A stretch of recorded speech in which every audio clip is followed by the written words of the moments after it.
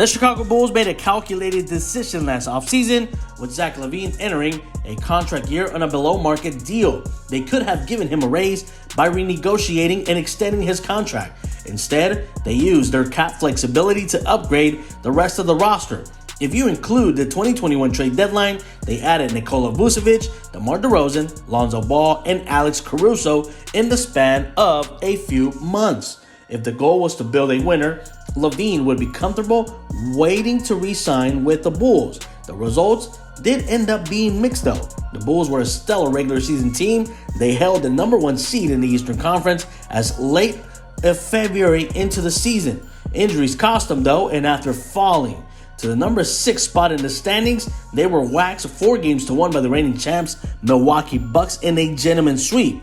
Now Lavine's contract has officially expired, and he's revealed he's in no rush to make any decisions, even though he would love to go to sunny LA and play for the Lakers. When asked if the Bulls are the frontrunners for his services, Lavine was non-committal.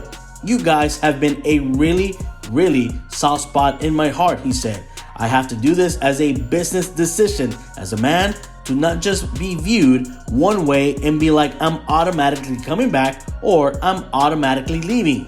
Lavine has grown into a player worthy of a maximum salary contract, but he has spent the past 4 years on a 4-year, $78 million deal he originally signed with the Sacramento Kings in 2018 as a restricted free agent. The Bulls matched that offer sheet in order to keep him and have been rewarded with 2 All-Star appearances. Now Lavine, who is 27 years old, is ready to earn what he is worth. The Bulls could have theoretically given him an extension last offseason, but without cap space, they would have been limited to only 20% raise on his 2021-2022 salary. That wouldn't come close to the roughly $37 million he can earn as a free agent. Now, should he choose to re-sign with the Bulls, he could make a projected $212 million over 5 years. If he leaves for another team, he would be limited to a projected $157 million over 4 years. Lavine will be fairly compensated no matter where he lands, but if he does choose to leave Chicago, he's going to have a hard time landing with a preferred destination. Right now, only 5 teams are projected to have a meaningful amount of cap space: the Pacers, Magic, Pistons, Blazers, and Spurs. None made the playoffs. Lavine could get to a better team though, a sign and trade, but doing so would require Chicago's cooperation, and it would create some obstacles for the acquiring team.